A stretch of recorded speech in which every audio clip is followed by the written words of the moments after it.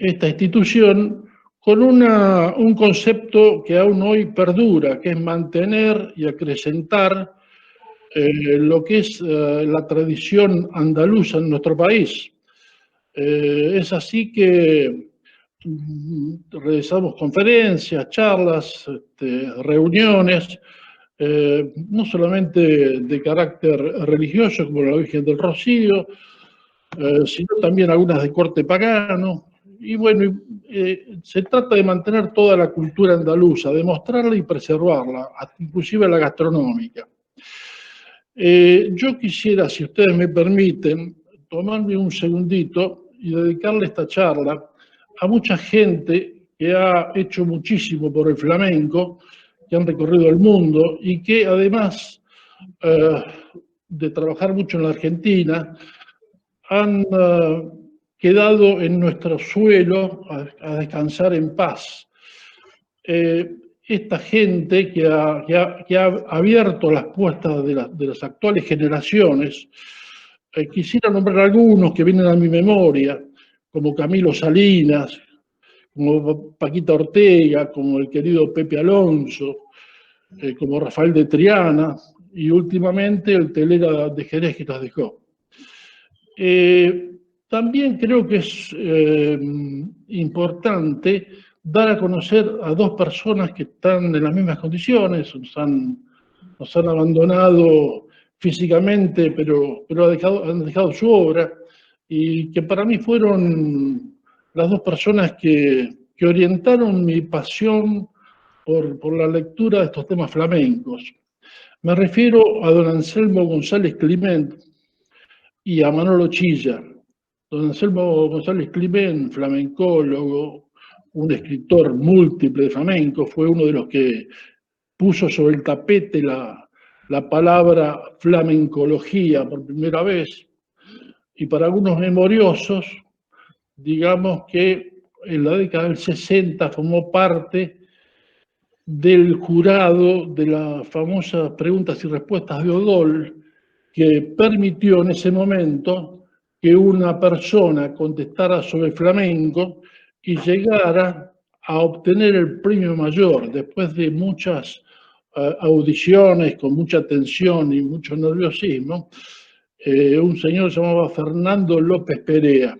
Así que en recuerdo de ellos, me voy a tomar el atrevimiento de invitarlo a Esteban y a Álvaro que me acompañen en este pequeño homenaje que le hacemos, con solo mencionarlos. Vamos a hablar un poquito sobre flamenco. El problema que se nos presenta, como ustedes comprenderán, es que estamos hablando de un arte o una religiosa disciplina, como yo le llamo, que lleva sobre la tierra muchísimo más de 2 siglos. Estamos estando en el 3er siglo. Y sería lo ideal estar reunidos en una sala de conferencias, pasar videos explicativos, mostrar elementos que hacen al flamenco, pero bueno, tenemos que ajustarnos a estas circunstancias.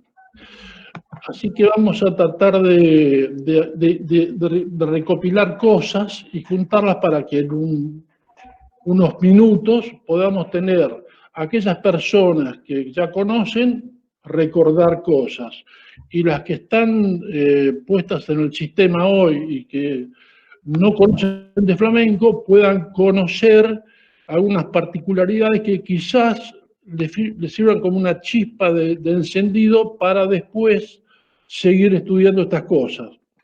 No solo estudiando, sino que también pueden practicar. Tenemos la suerte de tener en Argentina a las personas que me acompañan, que pueden dar clases virtuales y pueden ir ganando tiempo. No dejen pasar el tiempo, aprovechen por favor estas posibilidades que por lo menos todavía tenemos de forma electrónica. El flamenco tiene que verse desde varios aspectos, pero básicamente tenemos que pensar que originariamente hay las primeras manifestaciones que se han podido ir detectando serían de mitad o postrimería del siglo XVIII. Pero hay algunos casos no comprobados es que extienden hacia atrás ese periodo y lo ubican en finales del XVII y principios del siglo XVIII.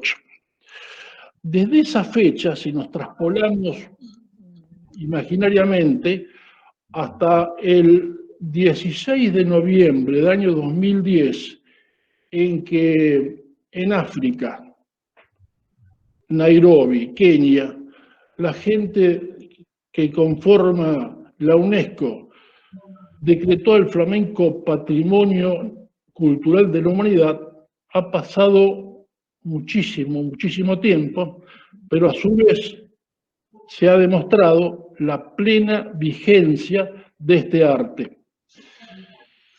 Yo quisiera comentarles brevemente, para no generar confusión en aquellos que recién se inician, de los orígenes de la expresión flamenco y también de cómo se compone esto.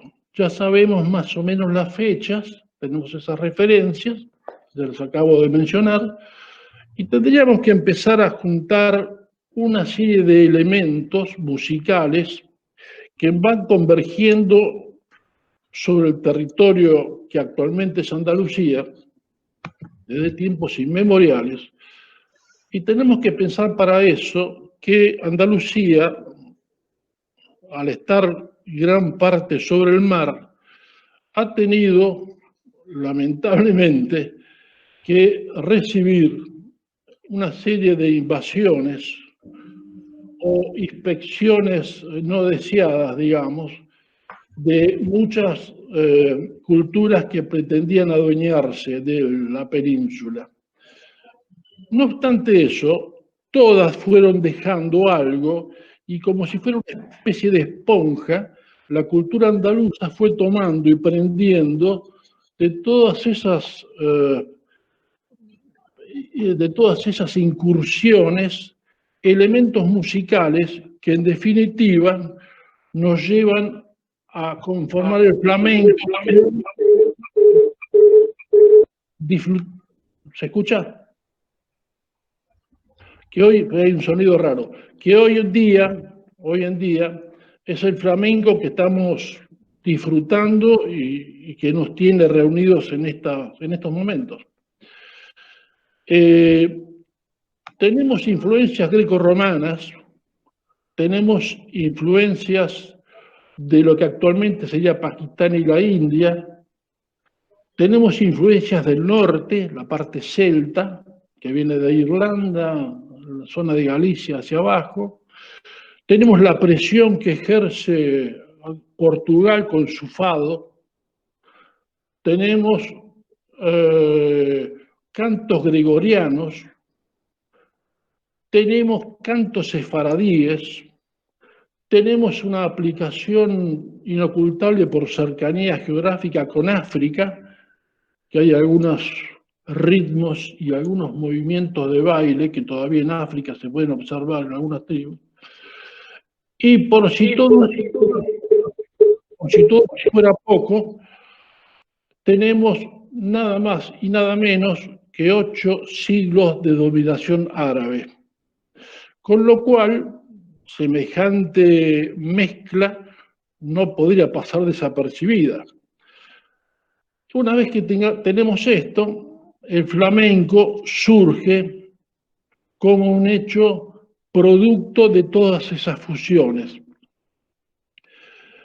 Nosotros podemos comentar que, por ejemplo, un califa, dueño de tierras y gentes, en un momento decidió tener un músico para su propio palacio y para agasajar a sus visitantes, y aparece en escena el primer personaje que, como otro que después vamos a nombrar, por falta de tecnología de época no tenemos fotografías, pero sí tenemos algunas versiones que han posibilitado hacer algún esquema de sus rostros o de su apariencia.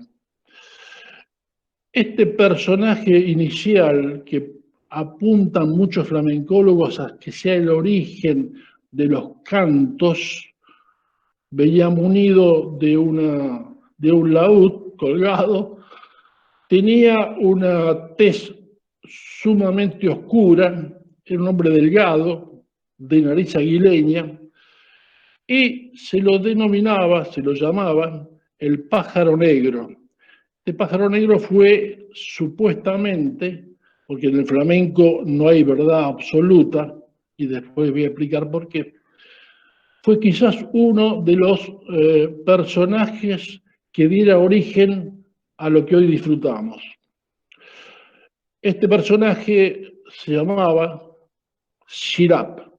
Fíjense que en algún momento de la historia, pasando los siglos, Paco de Lucía hace uno de sus famosos discos y le pone de nombre Shirab. Yo no sé si ustedes los alcanzan a ver. ¿Se puede ver la expresión? ¿Listo? Perfecto. Bueno, del pájaro negro solo hay algunos dibujos muy raros.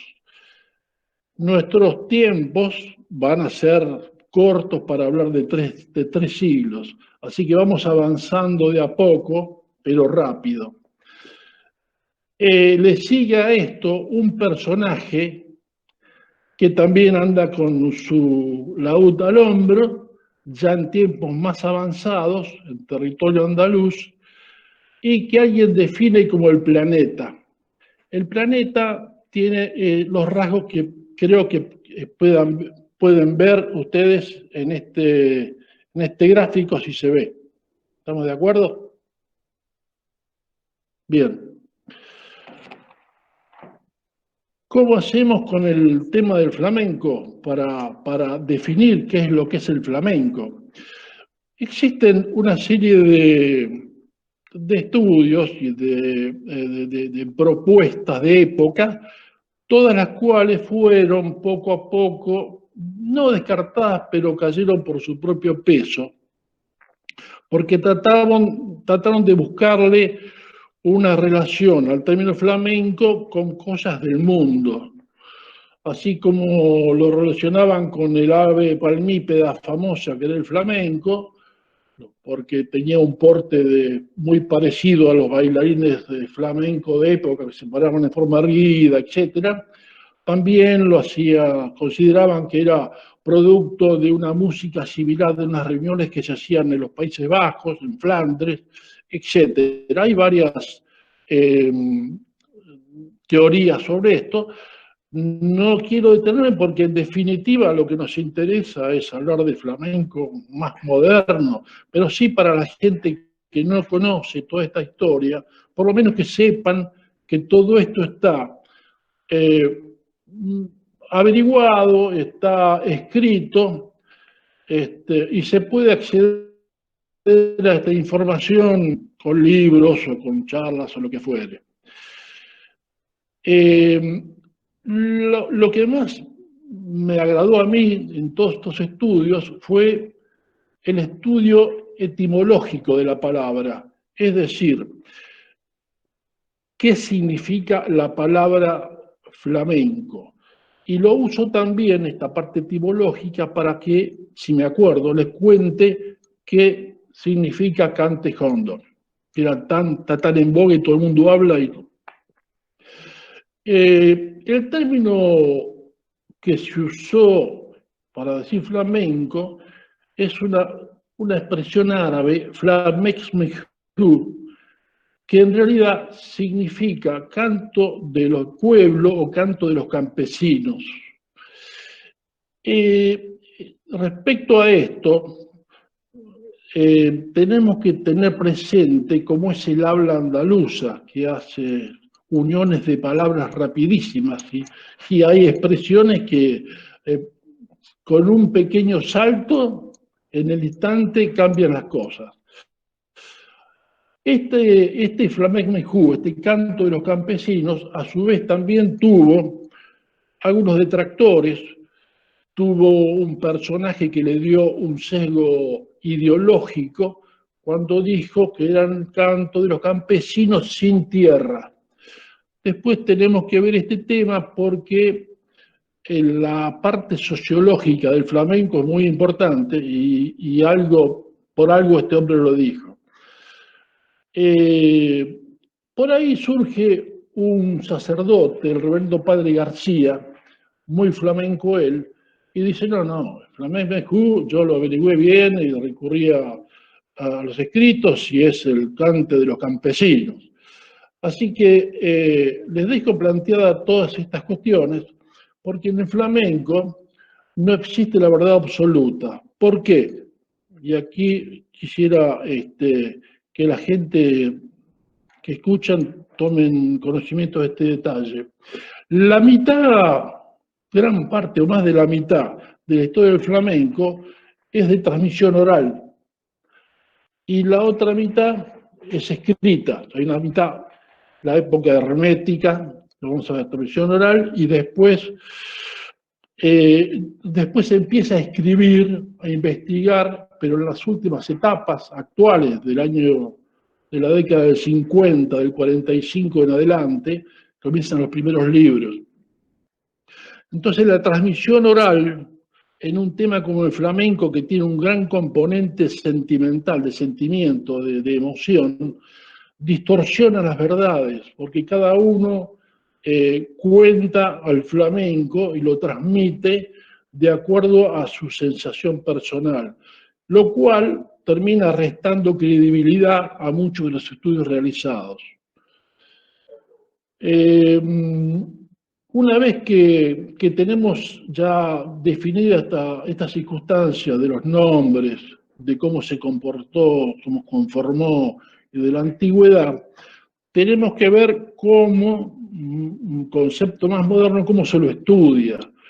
Entonces, con muy buen criterio, se ha determinado etapas que se llaman épocas, la mención sería épocas del flamenco para estudio, que todos tienen un componente común. Hay dos grandes bloques del flamenco. Uno es la etapa hermética y otro la etapa pública. En la etapa hermética, todo se generaba dentro del núcleo familiar, de pequeños grupos, de tribus de gitanos. Todo lo que eran cantos de alegría o de tristeza se transmitía de padres a hijos en forma oral, pero sin salir, sin exteriorizarse. La etapa pública, que avanzamos un poco a grandes zancadas, es cuando el flamenco brota y se expande y sale a la luz. En esta época ya comienzan la posibilidad de estudiar estas cosas. Entonces se hacen unas etapas o unas épocas que se llaman la época de los primitivos, la época dorada o de oro del flamenco, la época de la ópera flamenca y los contemporáneos. Con estos cuatro grandes grupos englobamos todo un proceso histórico del flamenco. Dentro de la parte de los primitivos, con el linde de la etapa dorada, que es una cosa maravillosa eso, aparecen un par de personajes célebres como el Filio, la Andonda, etc. Y después, en ese momento, aparecen dos seres humanos extraordinarios que marcan el flamenco hasta nuestros días. Cualquier persona que se dedique un poquito a hablar de flamenco no puede obviar mencionarlos. Uno de ellos, y después les voy a contar algunas cosas de su personalidad, era hijo de una española y de un italiano. Este personaje se llama para el resto del flamenco, Silverio Franconetti. Silverio Franconetti. Por supuesto, tiene su propia biografía. ¿eh? Y el otro personaje célebre que marcó toda una historia, nuestro querido y común amigo Antonio Chacón.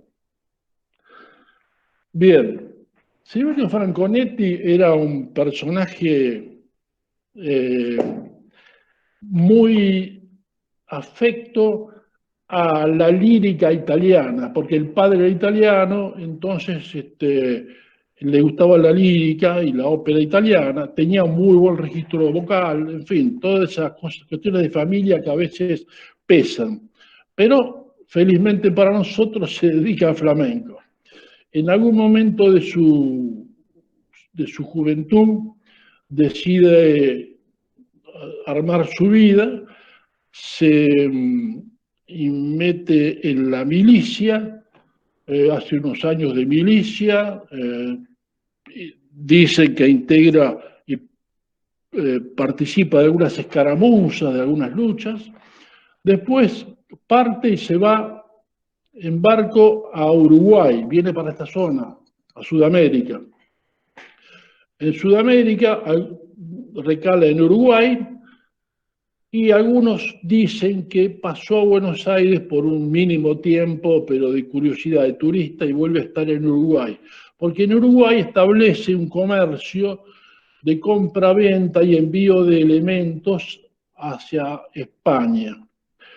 Le va muy bien porque es un próspero hombre de negocios y decide regresar a Andalucía en su momento, y con muy buena decisión, instala por primera vez algo que fue fundamental en el desarrollo del flamenco de época, los famosos café cantantes. El café cantante, que de café tenía poco porque se tomaban otras bebidas, pero posibilitaba que numerosos artistas que ya estaban deambulando por toda Andalucía tuvieran infinidad de escenarios para presentarte con un público totalmente asegurado. Fue tal el auge de estos cafés cantantes que cada provincia andaluza, las 8, pugnaban por tener uno o dos. Por supuesto que Sevilla, como la capital, se llevó la mayoría, y había como 4 o 5 de estos eh, cafés cantantes. Hay dentro de estos cafés cantantes, algunos, hay una anécdota que pinta el momento que se vivía. En un café cantante de Sevilla cantaba un personaje muy especial, en otro cantaba otro personaje. Cuando salían los públicos, se encontraban en la calle, comenzaban unas discusiones furiosas. Alguien habla inclusive de que alguno, por un hecho de violencia, aparecía algún navajazo.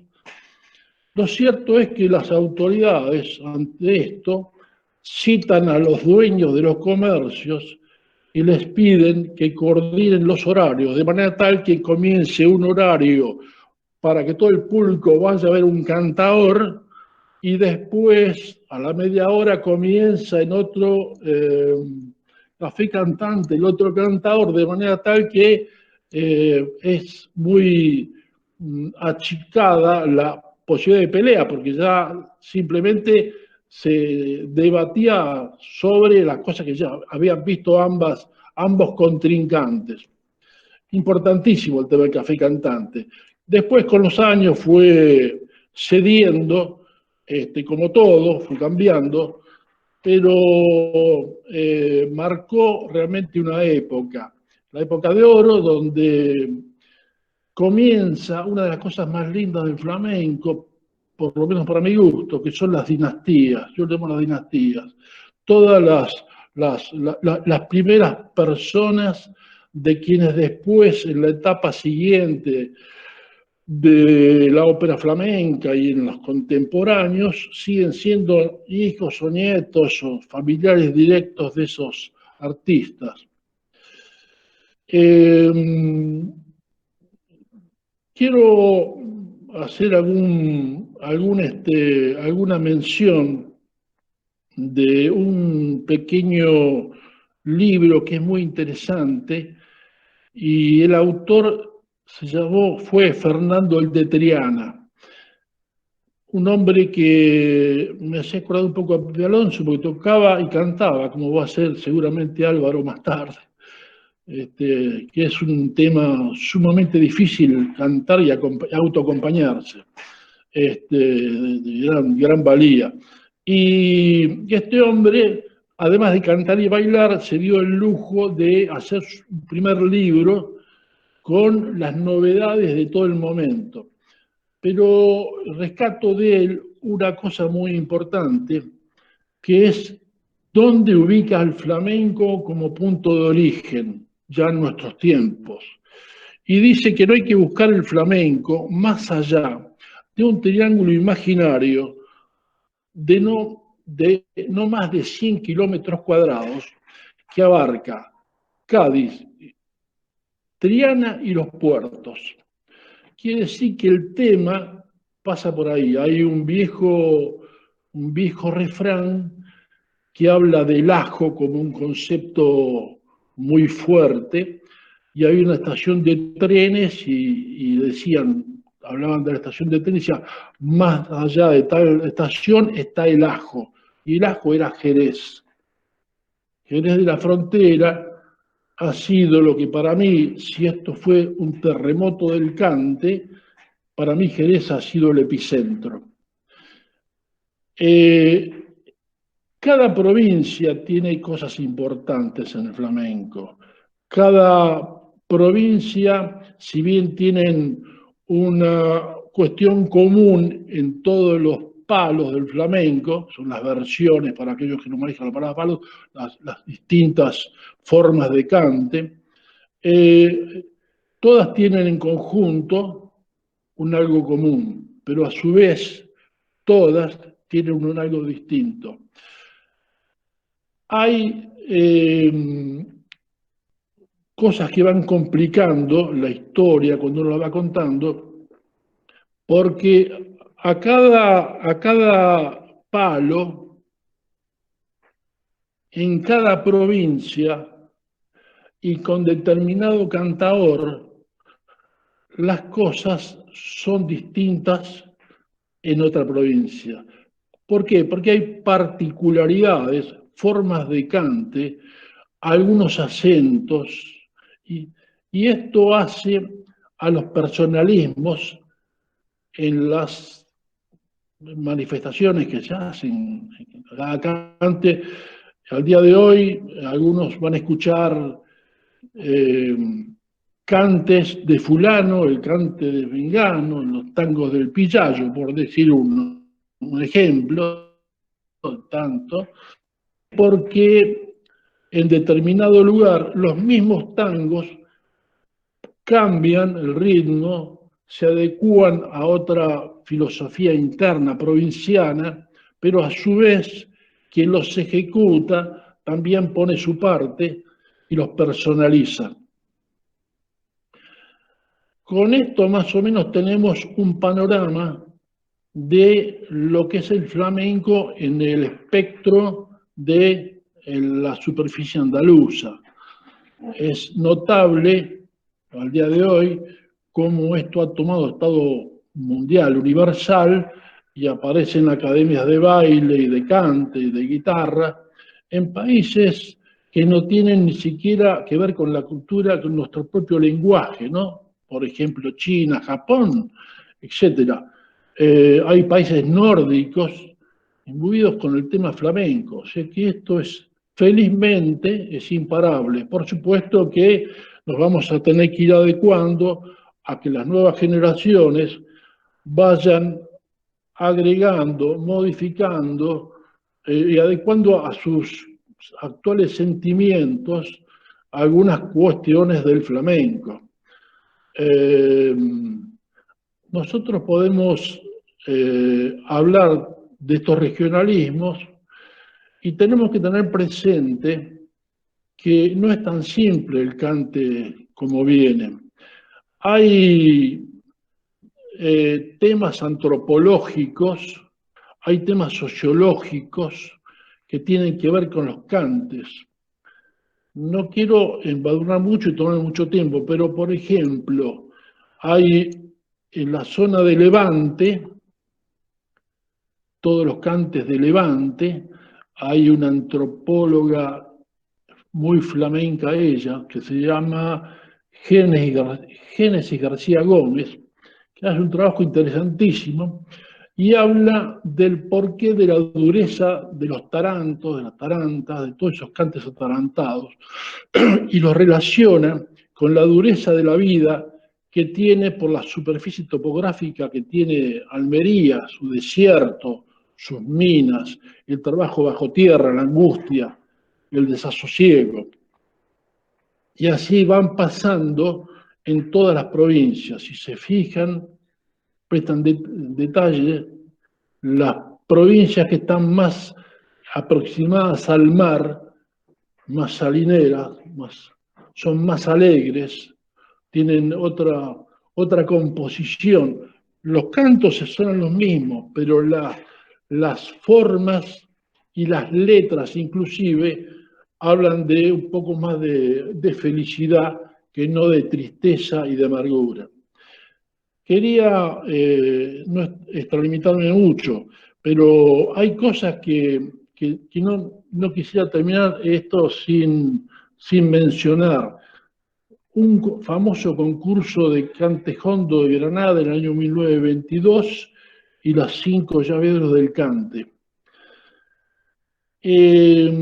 Un personaje notable que fue Manuel de Falla, nacido, gaditano, nacido en Cádiz, se traslada en una época de su vida a Granada y decide, porque le gustaba sobremanera indagar la parte musical, ¿qué pasa con el flamenco? ¿Por qué el flamenco traía tanta fuerza y era había tanto sentimiento, tanta garra? Y establece, felizmente, de esa época, una relación con un joven poeta que era Federico García Lorca, que pertenecía a una generación muy especial del momento en España, donde había un gran caudal de cultura, y establecen entre los dos la posibilidad de concretar el primer concurso de cante flamenco. Falla para mí fue el alma mater de la parte musical, la parte teórica, la búsqueda incansable de objetivos.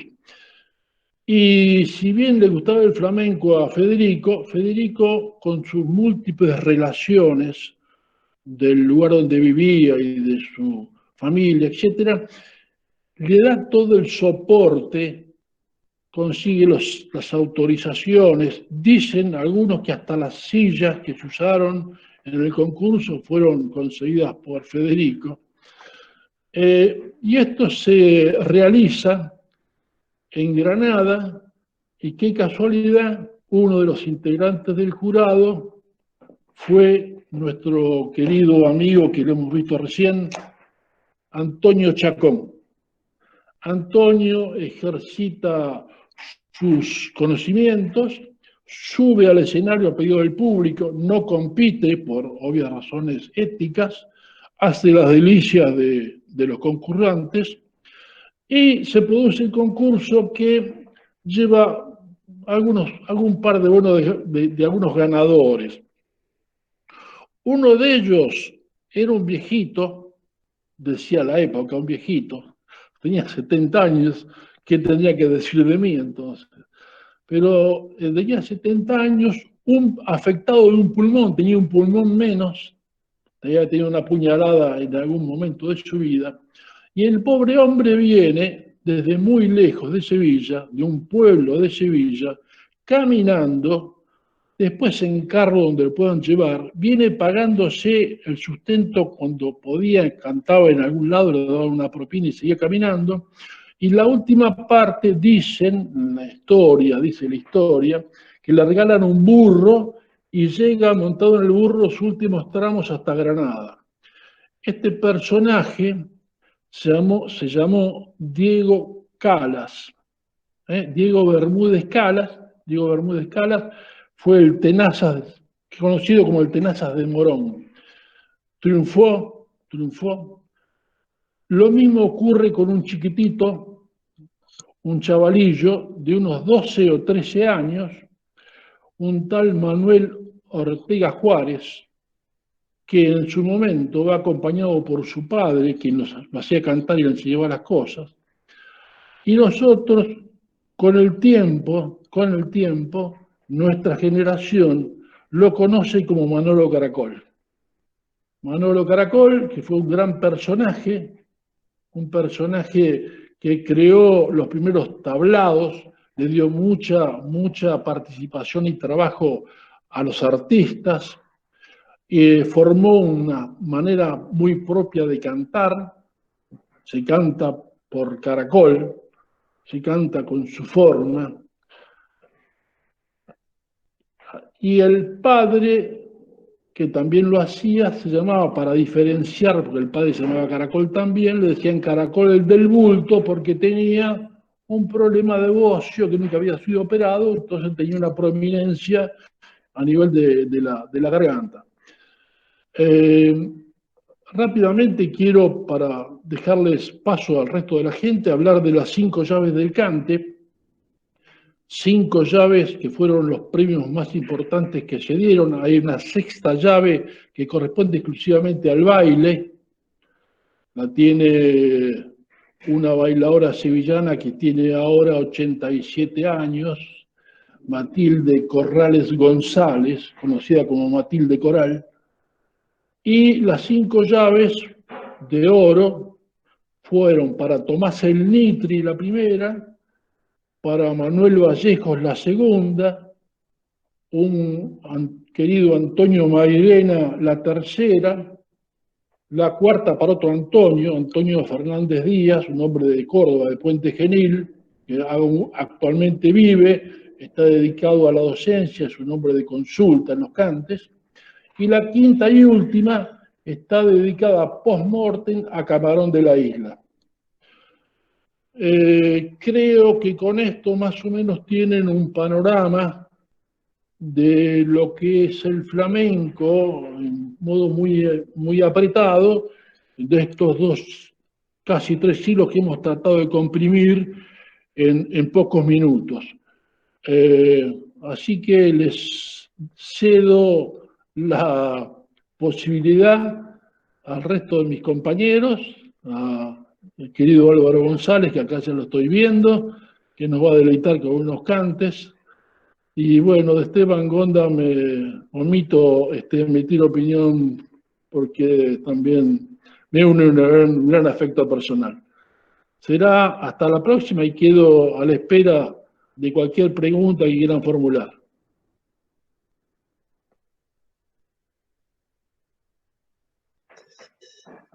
Gracias, Julio. Muchísimas gracias. Impresionante, la verdad, que nos hayas regalado un poco de tu sabiduría, de tu conocimiento. Como siempre, es un placer realmente escucharte. Creo que para todos lo hemos disfrutado muchísimo y bueno, qué más decir que estar agradecido por tener una persona de tu magnitud, dándonos esta, aunque cortita, pero muy placentera charla. La verdad que, bueno, todos los que nos interesa el cante, lo que nos interesa el flamenco, siempre estamos pendientes de saber todas estas cosas que lógicamente nos agrandan el conocimiento, nos dan mucho bagaje, muchas vivencias y experiencias que son tan necesarias para poder hacer este arte, ¿no? Que, como bien decías, es tan completo y es tan complejo poder abarcarlo, ¿sí? Abarcarlo en su totalidad, ni hablar, ¿no?